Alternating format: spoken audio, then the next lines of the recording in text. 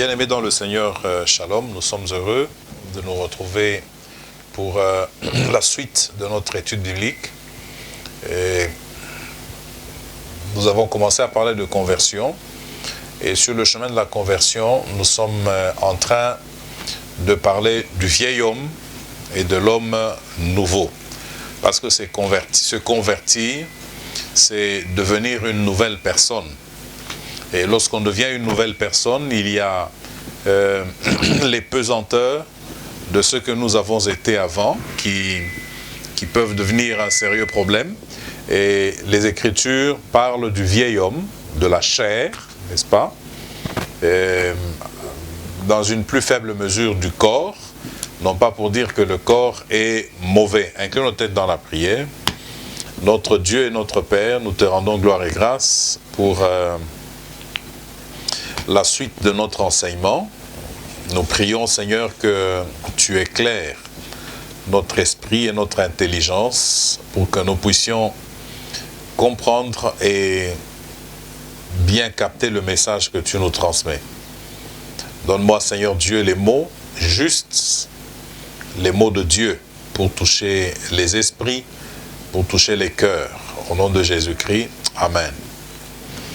Alors, nous disions que nous sommes en train de poursuivre notre étude biblique sur la conversion.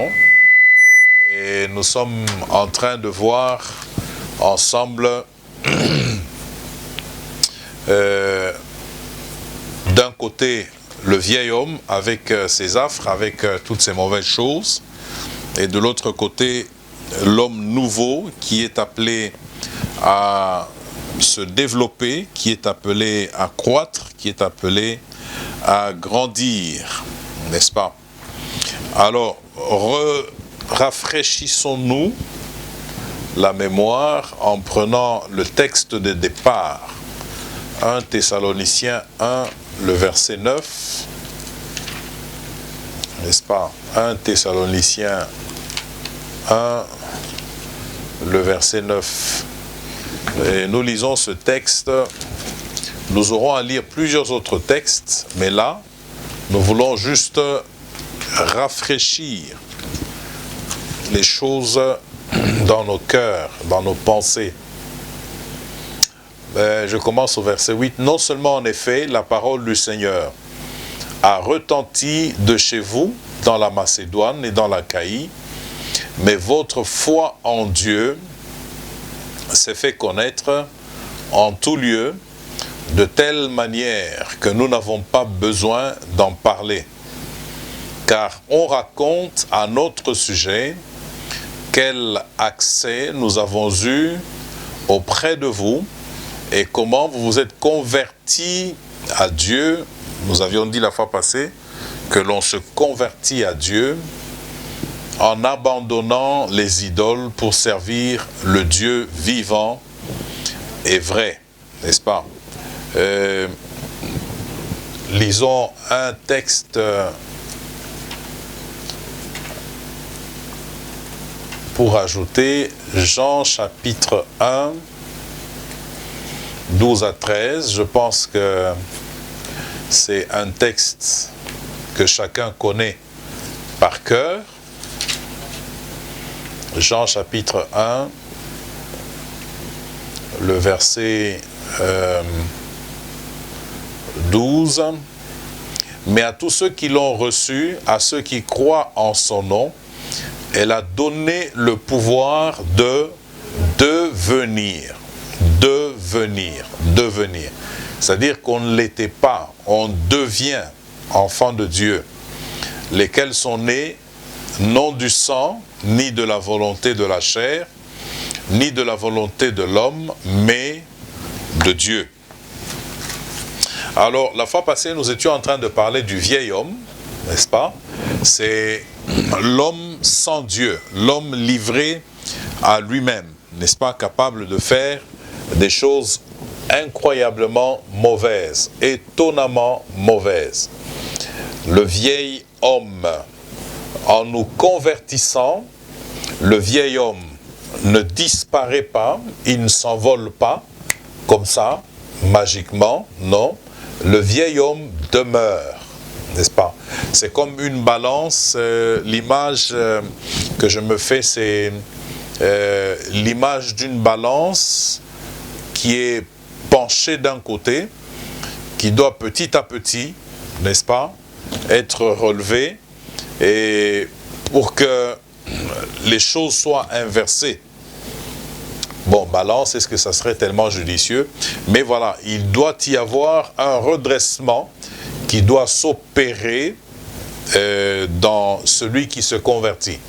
À la conversion, le vieil homme est encore très puissant, tandis que l'homme nouveau est encore faible.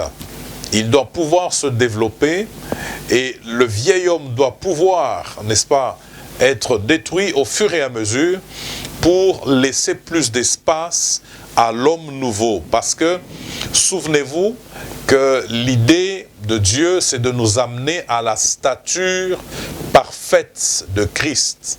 C'est ça, l'idée de Dieu. Lorsque nous devenons de nouvelles créatures, ce n'est pas juste « j'ai accepté Jésus comme Seigneur et Sauveur, point barre, ça me suffit ». Non, ça c'est juste le point de départ, n'est-ce pas? C'est le point d'entrée, c'est juste le commencement. Ce à quoi Dieu nous appelle, c'est que nous devenions des hommes faits, des hommes adultes, n'est-ce pas? Homme pris dans son sens qui englobe homme, sexe masculin et féminin. Donc Dieu veut que nous soyons des hommes, n'est-ce pas, faits, ayant atteint la stature parfaite de Christ. Quand vous regardez par exemple dans Colossiens le chapitre, le tout premier chapitre, vous voyez l'objectif que Paul se donne dans le ministère. Et ça doit être l'objectif de tous ceux qui se disent appelés au ministère.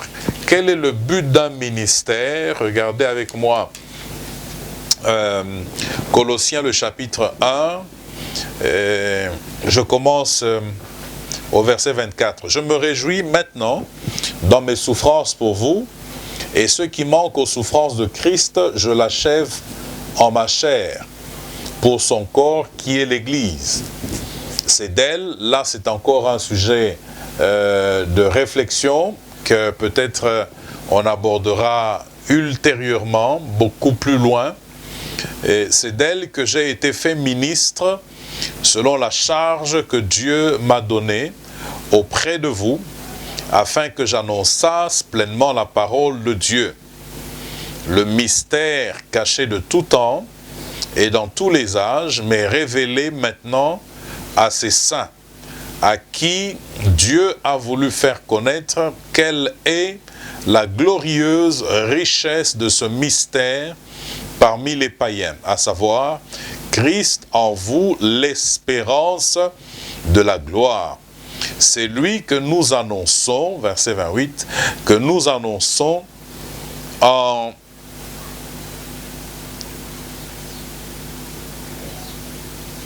exhortant plutôt tout homme et instruisant tout homme en toute sagesse, afin de présenter à Dieu tout homme devenu parfait en Christ.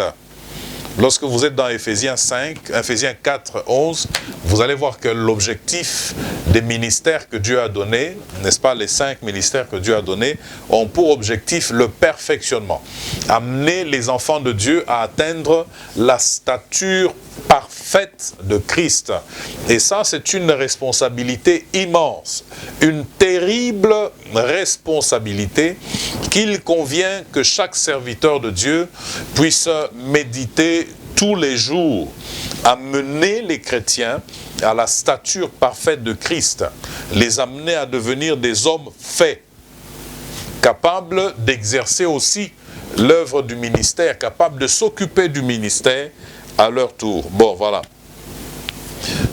En temps utile, on reviendra là-dessus. Alors, nous disions que le vieil homme est animal. On l'a vu dans 1 Corinthiens 2, le verset 14. il ne reçoit pas les choses de l'esprit. Il ne peut pas les connaître, et pour lui, elles sont une folie. N'est-ce pas? Le vieil homme est tout simplement cet homme animal. Il a juste cette dimension animale. Parce que ce qui nous différencie aussi des animaux, c'est la conscience de Dieu, la capacité à établir une relation consciente avec Dieu. Ça, l'animal n'a pas. L'animal ne peut pas établir une relation consciente avec Dieu, n'est-ce pas? Et l'homme animal, c'est cet homme à qui il manque cette dimension spirituelle, cette dimension divine. Il est vrai que pour ceux qui sont dans certains mouvements occultes, parviennent à un stade où un démon ou un esprit rétablit certaines connexions de manière à ce qu'il soit en mesure, n'est-ce pas, de converser avec des esprits ou d'entrer en communion, en contact avec des démons. Mais cela ne fait pas d'eux des vivants, ils restent dans la dimension totalement animale. Les choses de Dieu sont une folie pour l'homme animal. Elles sont une totale folie. Alors notez ceci, je commence là aujourd'hui, notez ceci que tout le langage concernant le vieil homme dans le Nouveau Testament, tout le langage, toutes les expressions concernant le Nouveau Testament sont des expressions, je dirais,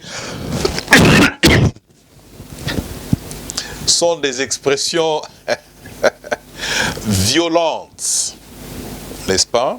Généralement, c'est des expressions violentes. Regardez par exemple cette expression dans Colossiens chapitre 3, le verset 5. Colossiens 3, le verset 5, l'expression est, il dit, faites donc mourir les membres qui sont sur la terre. Faire mourir. Et il est intéressant de noter que cela revient à la responsabilité du croyant, de celui qui est en Christ. C'est sa responsabilité de faire mourir, n'est-ce pas? Se dépouiller, eu égard au vieil, à notre vie passée, se dépouiller, c'est-à-dire faire mourir, empêcher la vieille nature de s'exprimer, n'est-ce pas? Faites donc mourir. Plus loin au verset 8, il dit mais maintenant renoncez, c'est cette image d'abandon, hein, j'abandonne, je lâche, n'est-ce pas? Je renonce, faites mourir. Et dans Galates 5, le verset 24, et dans Romains 6, 6, il est question de crucifier la chair. Faire mourir, crucifier la chair. Galates 5, jetons un œil là, ça serait quand même dommage de passer sans ouvrir le texte pour nous en imprégner. Galates 5, 24 dit, ceux qui sont à Jésus-Christ ont crucifié la chair. Donc, voyez-vous, quand vous lisez ce texte, vous vous rendez compte qu'il est toujours question quelque part de ma responsabilité en tant qu'enfant de Dieu de faire mourir la chair, crucifier le vieil homme, le faire mourir. Oh, ça c'est fort, mon Dieu, c'est violent, c'est ouf. Romains chapitre 6, le verset 6, encore un autre texte intéressant.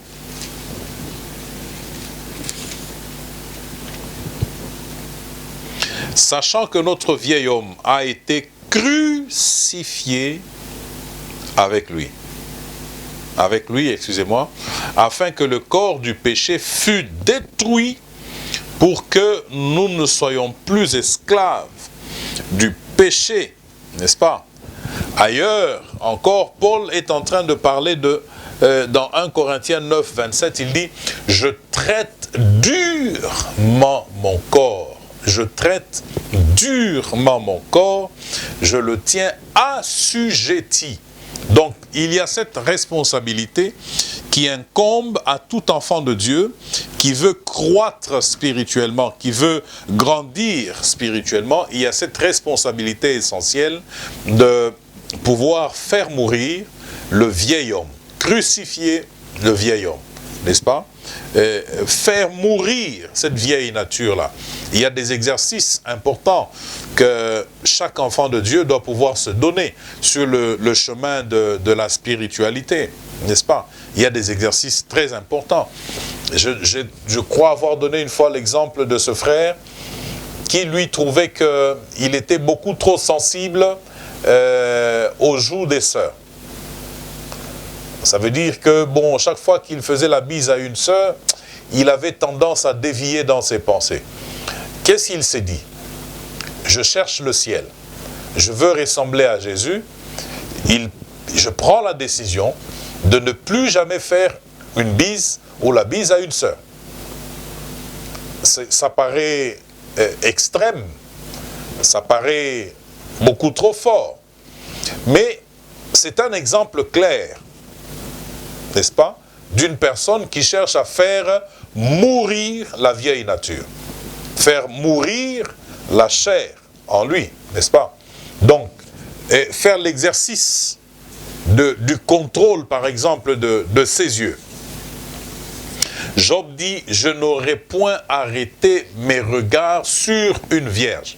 C'est-à-dire qu'il était parvenu au niveau où, en faisant des exercices, il pouvait contrôler ses yeux, contrôler son regard. Il ne laissait pas ses yeux errer, n'est-ce pas, pour ramasser toutes les images possibles qui sont présentées. Donc ça, c'est un autre exercice que le disciple de Jésus doit apprendre à faire, n'est-ce pas? Contrôler, par exemple, ses yeux. Contrôler sa langue, n'est-ce pas? C'est un exercice à faire, n'est-ce pas? Parce qu'on a envie de parler. Par moments, on a envie de dire des choses qui sont totalement inconvenables. Alors, l'exercice à faire au fur et à mesure, c'est de prendre contrôle sur ces tendances mauvaises.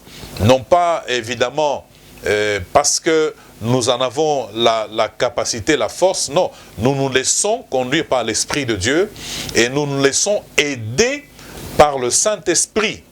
J'aime toujours à dire que si quelqu'un veut vraiment ou cherche vraiment à vivre une vie correcte selon Dieu, avec Dieu, Dieu l'aidera, il y arrivera. Généralement, nous disons, mais non, j'ai pas pu, et c'est tout simplement parce que nous ne le voulons pas suffisamment. On ne le veut pas suffisamment. Si quelqu'un ne veut pas que ses yeux, n'est-ce pas, regardent n'importe quoi, il se discipline dans ce sens-là, n'est-ce pas? Il se discipline dans ce sens-là. Voilà. C'est des exemples qui peuvent nous aider dans ce sens-là. C'est dans les exercices du disciple.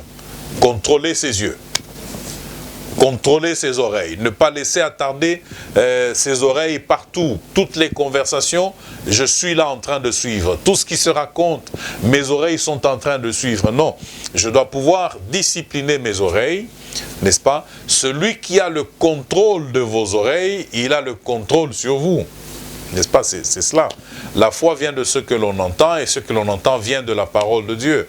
N'est-ce pas? Si mes oreilles, je les ai données à Dieu, c'est que c'est Dieu qui a le contrôle sur moi. Mais si mes oreilles, je les donne à n'importe qui, eh bien tout le monde a le contrôle sur moi.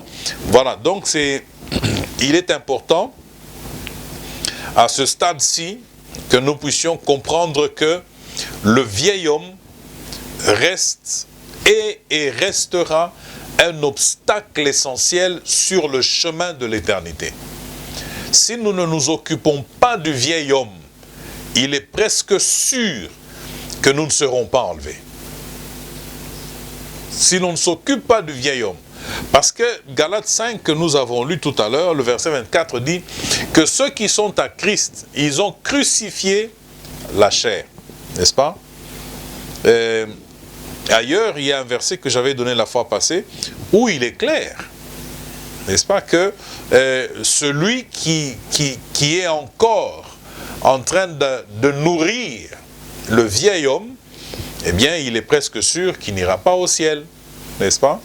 Parce que le Seigneur vient pour enlever une église sans tache, une église sans ride, ni rien de semblable. Éphésiens, le chapitre 5, le verset, je commence à 25, il est dit « Marie, aimez vos femmes comme Christ a aimé l'Église et s'est livré lui-même pour elle, afin de la sanctifier par la parole, après l'avoir purifiée par le baptême d'eau. » 27. « Afin de faire paraître devant lui cette Église glorieuse, sans tache, ni ride, ni rien de semblable, mais sainte et irrépréhensible. » Voyez-vous, c'est ça le plan de Dieu. C'est ce que Dieu est en train de poursuivre en nous laissant sur la terre. Ce qu'il est en train de faire, c'est de nous perfectionner. Nous perfectionner, nous amener, n'est-ce pas, à une dimension de perfection, atteindre la stature parfaite de Christ. Eh bien, cela, tout ce que nous venons de dire est en rapport avec le vieil homme, n'est-ce pas? Le vieil homme qui nous conduit des fois à des dérives, qui nous conduit souvent à des attitudes extrêmement regrettables, n'est-ce pas? Qui nous amènent à poser des actes le plus souvent très, très répréhensibles et très regrettables. Le vieil homme qui doit être crucifié, n'est-ce pas? Que nous devons faire mourir, n'est-ce pas? Que nous devons faire mourir. Ça, c'est un travail de l'intérieur. D'abord, ce n'est pas d'abord un travail de l'extérieur, mais c'est un travail de l'intérieur. D'abord, à l'intérieur. Le vieil homme doit mourir, bien-aimé dans le Seigneur. Alors, regardons aujourd'hui l'homme nouveau, n'est-ce pas? L'homme nouveau. L'homme nouveau. La Bible dit dans Jean le chapitre 3, le verset 6, Jean 3, le verset 6, « Ce qui est né de la chair est chair, est esprit. » Jean chapitre 3, je disais le verset 6. « Ce qui est né de la chair est chair, et ce qui est né de l'esprit est esprit. » N'est-ce pas? L'homme nouveau est d'abord esprit. N'est-ce pas? C'est d'abord un esprit. La dimension spirituelle en lui est rallumée, n'est-ce pas? Parce que avec la chute d'Adam et les différentes étapes de chute, n'est-ce pas, des humains, cette dimension-là est partie, n'est-ce pas? Mais maintenant, il est dit que celui qui est né de l'esprit, n'est-ce pas? Celui qui a accepté Jésus comme Seigneur et Sauveur, nous l'avons vu, Jean 1, 12 à 13, il n'est pas né de la chair, ni du sang, il est né de Dieu. N'est-ce pas? C'est ça, naître de nouveau. Devenir cette nouvelle personne, cet homme nouveau, cette nouvelle créature, c'est ça. C'est être né de Dieu, on est de Dieu, donc on porte ainsi la nature de Dieu, ça c'est fondamental, celui qui est né de Dieu, il est enfant de Dieu, il porte en lui la nature de Dieu. Donc, le nouvel homme, l'homme nouveau, il porte en lui-même la nature de Dieu. C'est plus loin, Pierre dit que nous sommes participants de sa nature. Nous avons part à la nature de Dieu. Donc celui qui est né de Dieu a une part du divin en lui. Il y a une part de Dieu en lui, n'est-ce pas? C'est ce que disent les Écritures. Alors l'homme nouveau est esprit, n'est-ce pas? Il est esprit. Et vous allez voir dans la littérature de Paul que cette dimension de l'esprit, pas forcément avec le grand E, Saint-Esprit, mais l'esprit de l'humain, n'est-ce pas? Et Dieu veut nous amener à cette dimension-là où l'esprit en nous a sa place. Parce que nous avons été longtemps sans Dieu, nous étions des hommes animaux, sans la dimension de l'esprit, parce que nous étions des hommes animaux, on se comportait comme des bêtes. Maintenant, il est dit que celui qui est né de l'esprit est esprit, n'est-ce pas? Cette dimension-là, spirituelle, dans l'homme nouveau, est particulièrement importante. C'est la première dimension dans l'homme nouveau. L'homme nouveau est esprit, c'est-à-dire que l'homme nouveau met l'accent sur tout ce qui est spirituel, n'est-ce pas? L'homme nouveau est d'abord esprit, c'est un esprit, parce qu'il est dit que celui qui est né, ce qui est né de la chair est chair. Nous sommes tous le produit d'une naissance charnelle, c'est-à-dire une union entre un homme et son épouse, et voilà, un autre homme en sort, ce qui est né de la chair, n'est-ce pas, d'une femme, de l'union d'un homme et d'une femme, et chair, c'est ce que nous sommes. Tous les humains sur la terre, nous sommes chair, parce que nous sommes nés de la chair. Mais nous ne sommes pas tous esprits, parce que nous ne sommes pas tous nés de l'esprit. Voilà, ça fait deux créations, n'est-ce pas? L'homme nouveau, j'y arrive tout à l'heure, appartient à la nouvelle création, n'est-ce pas? On va y aller tout doucement, sans courir. L'homme nouveau, il appartient à la nouvelle création. 2 Corinthiens 5, le verset 17 nous dit que si une personne est en Christ, les choses anciennes sont passées, elle est une nouvelle créature, une nouvelle création. L'ancienne création, de laquelle dépendait ou continue de dépendre l'homme, le vieil homme, n'est-ce pas, l'homme déchu, l'homme pécheur, eh bien, l'ancienne création a pour père Adam, n'est-ce pas? C'est lui le père, c'est lui le père de l'ancienne création à laquelle appartient le vieil homme, n'est-ce pas? Et une humanité essentiellement affectée par le péché, parce qu'il est dit que Dieu a fait l'homme à son image. Adam, il a créé à son image et selon sa ressemblance, n'est-ce pas? Et Adam et Ève. Mais plus loin, dans Genèse 5, on voit clairement que les hommes qui naissent d'Adam n'ont plus l'image de Dieu, ils ont l'image d'Adam. N'est-ce pas? Et voilà, pour que nous soyons tous au clair.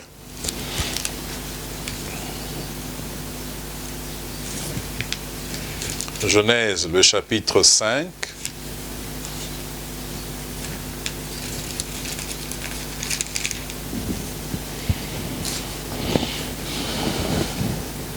Voici le livre, je commence au verset 1. Voici le livre de la postérité d'Adam. Lorsque Dieu créa l'homme, Adam, il le fit à la ressemblance de Dieu. Il créa l'homme et la femme, il les bénit et il les appela du nom d'homme lorsqu'ils furent créés. Verset 3. Adam, âgé de 130 ans, engendra un fils à sa ressemblance à lui. N'est-ce pas? Selon son image à lui, Adam. N'est-ce pas? Et lui donna le nom de Seth. Quelle est l'image d'Adam? N'est-ce pas? Quelle est la ressemblance d'Adam? Adam est fait à l'image de Dieu et selon la ressemblance de Dieu. Mais en se coupant de la source, n'est-ce pas? L'image de Dieu, la ressemblance de Dieu reste entretenue en Adam et continue de se développer en Adam tant que Adam est connecté à la source, à l'image de départ, ou pas à l'image de départ, comment je dirais, en restant connecté à celui dont il est l'image, eh bien, l'image de celui dont il est l'image justement est entretenue en lui. Elle se développe, elle grandit. Mais maintenant, en se coupant de la source, qu'est-ce qui arrive? Eh bien, l'image de Dieu en lui finit par ternir. N'est-ce pas? Elle finit par ternir. L'image de Dieu en lui ternit. Regardez par exemple l'histoire de la famille d'Adam, Caïn et Abel. N'est-ce pas? Caïn a tué son frère. Et quand vous regardez la postérité d'Adam, vous voyez qu'il y a meurtre, il y a polygamie, beaucoup de mauvaises choses commencent justement à s'installer.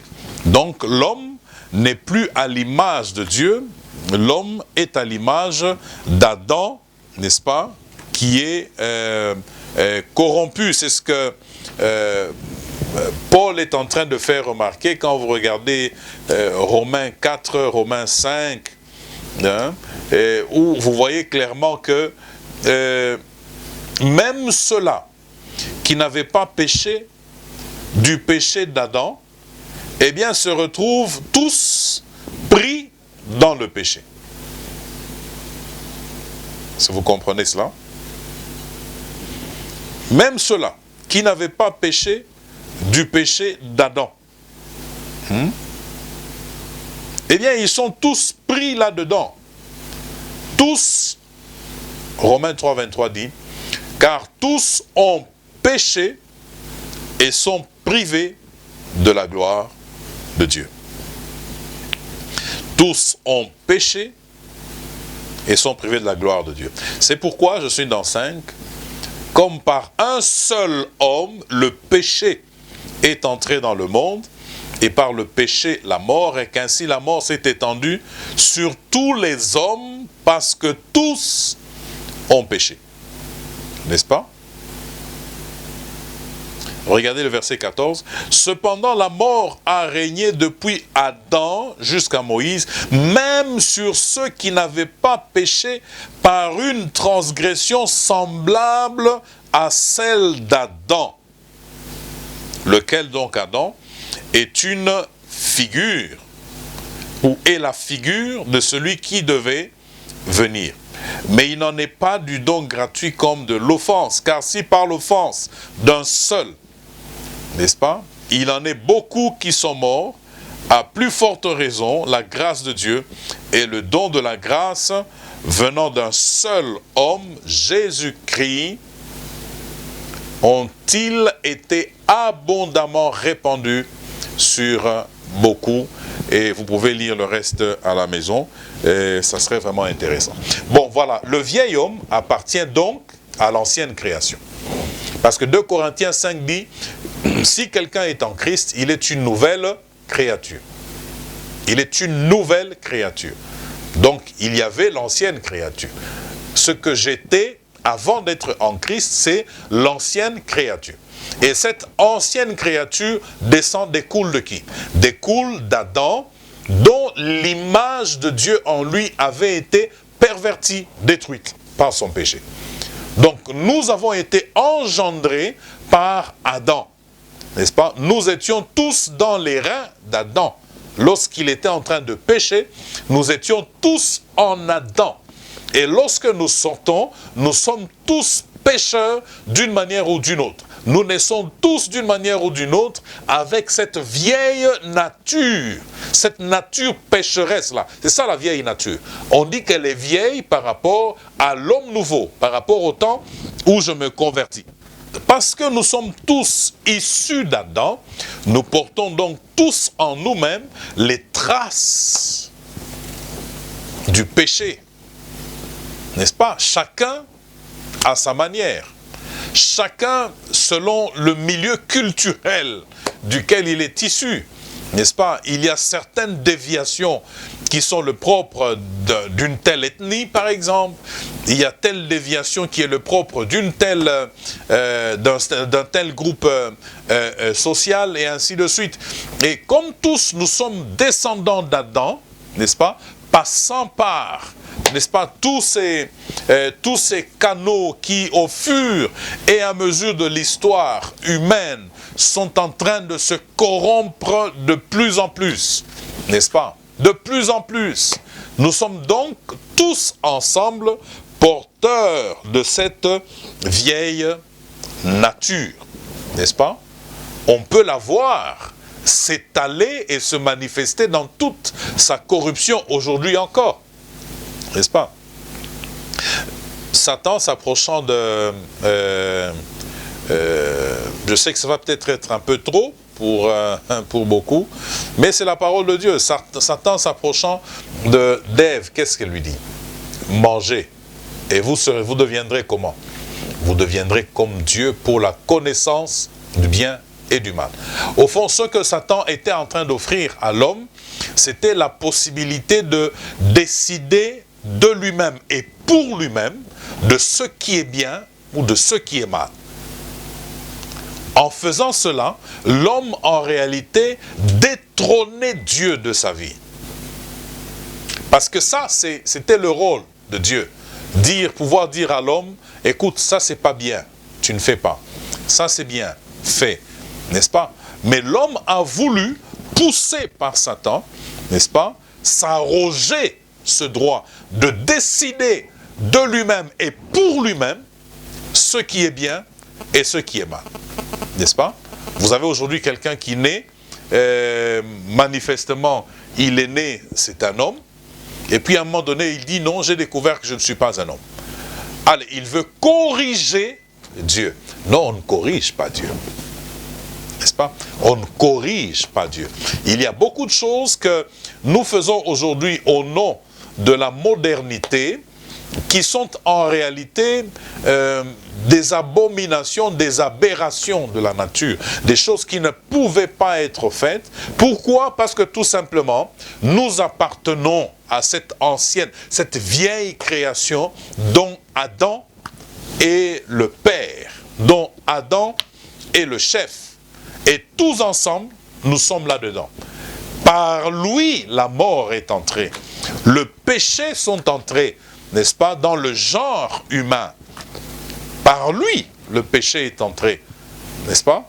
C'est là que je suis en train de dire une parenthèse, c'est la responsabilité de tout père de famille, hein, de tout responsable de famille, la responsabilité de tout leader, n'est-ce pas? Par toi, le mal peut entrer dans la maison, si tu es parent, par toi le mal, par ton péché, tu peux ouvrir la porte au mal dans ta maison.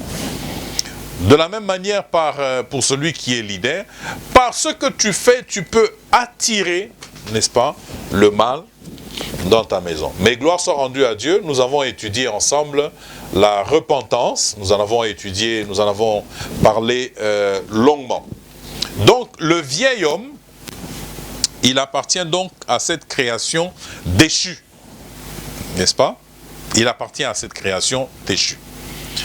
Tandis que le nouvel homme, lui, appartient à la nouvelle création dont le Christ est le chef. N'est-ce pas?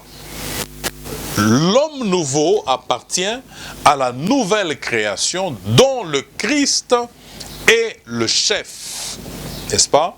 Le Christ est le second Adam, le dernier Adam. N'est-ce pas? Adam est venu, une création animale. Le Christ arrive, une création spirituelle. N'est-ce pas?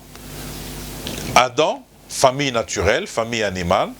Le Christ, famille spirituelle.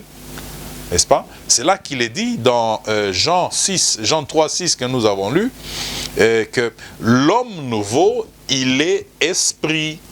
N'est-ce pas? Parce qu'il est dit, ce qui est né de l'esprit est esprit. Bon, maintenant,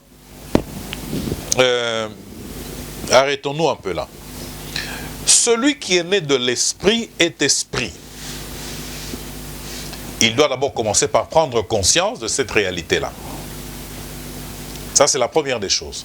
Prendre conscience du fait que je suis né de l'esprit, je suis esprit.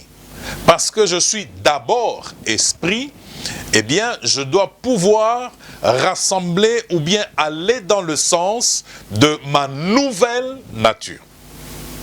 N'est-ce pas? C'est là que des choses doivent commencer. Commencer par prendre conscience de cela. Parce que plusieurs pataugent, plusieurs tournent en rond, parce qu'ils n'ont pas pris conscience au départ que quelque chose s'est opéré en eux, et ce quelque chose qui s'est opéré en eux fait que désormais, ils sont esprits. Ils ne sont plus chairs, mais ils sont désormais esprits.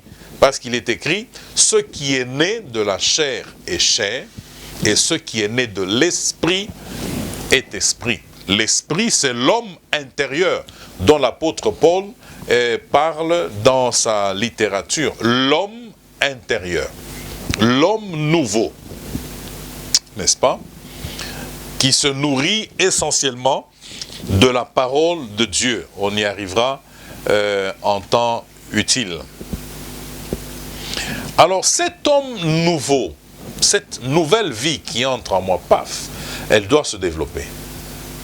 Parce que la vie de Dieu est venue en moi, n'est-ce pas? Ma nature change et ça doit pouvoir se développer pour atteindre, comme je l'ai dit tout à l'heure, la stature parfaite de Christ, n'est-ce pas? Pour atteindre cette dimension d'adulte et d'homme fait dans la foi. Voilà pourquoi il est dit que l'homme nouveau, il se renouvelle dans la connaissance. N'est-ce pas? L'homme nouveau, il se renouvelle dans la connaissance. Mais avant que je n'arrive là, commençons par dire que l'homme nouveau, il est créé selon Dieu. Regardez avec moi deux textes. Éphésiens 4, 24 et puis Colossiens 3, 10. Éphésiens 4, 24 dit ceci.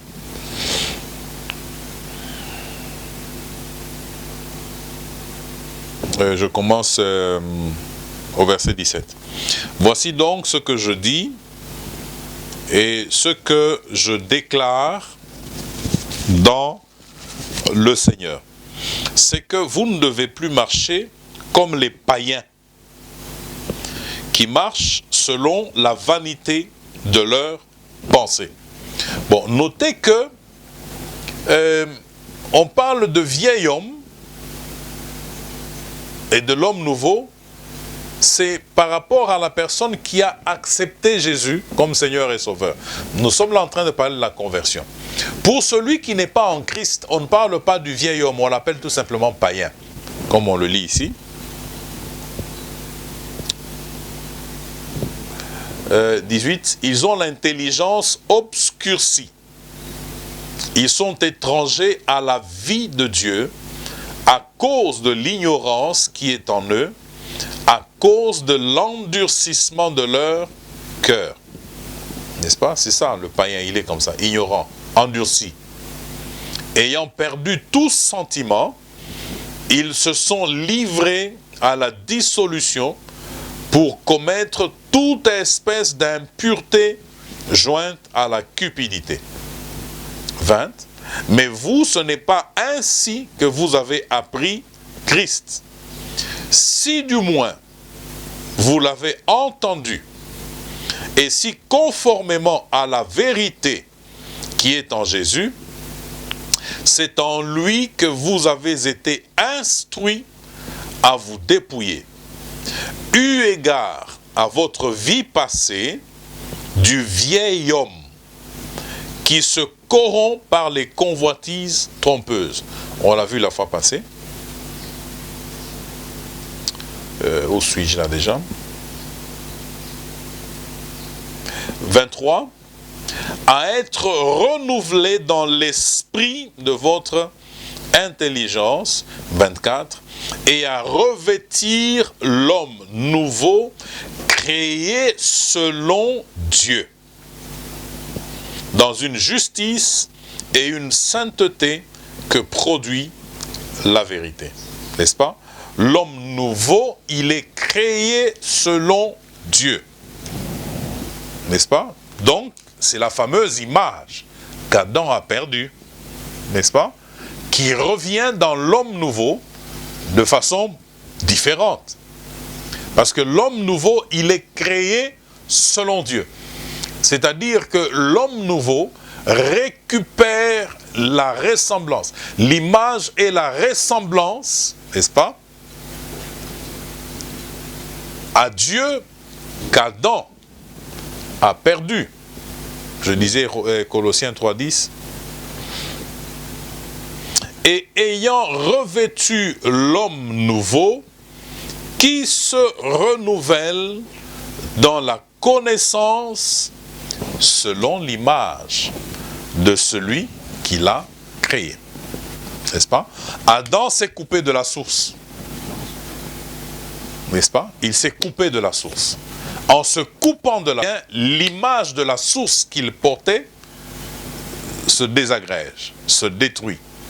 Au fur et à mesure qu'on s'éloigne du moment de la chute, eh bien, les hommes se multiplient sur la terre et l'image de Dieu en eux est de plus en plus détruite, de plus en plus abîmée.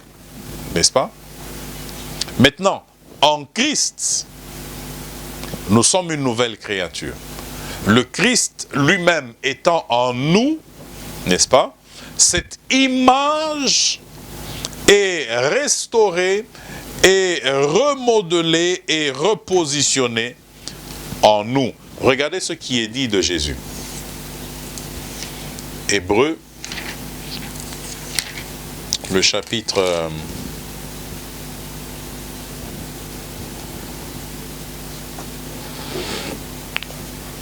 Hébreux, le chapitre 1.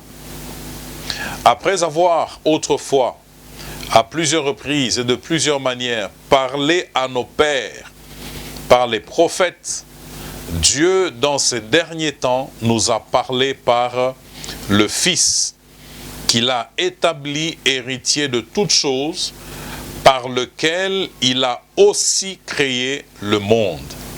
Verset 3. Et qui étant le reflet de sa gloire. Le Christ est le reflet de la gloire de Dieu. L'empreinte de sa personne. Il est le reflet de la gloire de Dieu. L'empreinte de la personne de Dieu. Et donc le Christ en nous, n'est-ce pas? Et en nous donnant cette nouvelle nature, n'est-ce pas, permet que d'une certaine façon, au fur et à mesure, nous soyons le reflet de la gloire de Dieu. Qu'au fur et à mesure que nous puissions reproduire l'empreinte de la personne de Dieu. Et c'est à cela que nous sommes appelés. C'est vers cela que Dieu veut que nous puissions aller. Être chrétien, être une nouvelle créature, être en Christ, c'est d'abord cela. N'est-ce pas? Et travailler dans ce sens-là. Christ en moi, ce n'est pas que qu'est-ce que je voulais dire là? Mais Christ en moi, la vie de Dieu en moi. Je suis une nouvelle créature. Je suis esprit. N'est-ce pas? Je suis esprit. Celui qui est né de Dieu porte en lui la nature de Dieu. Il est participant de la nature de Dieu. Et c'est ça qui doit pouvoir se développer en nous au fur et à mesure. Cette nouvelle, cet homme nouveau-là, doit pouvoir se développer au fur et à mesure pour atteindre la stature parfaite de Christ, pour atteindre cette hauteur-là. C'est à cela que les ministères sont appelés à travailler, le perfectionnement des saints. Nous nous arrêtons là pour aujourd'hui.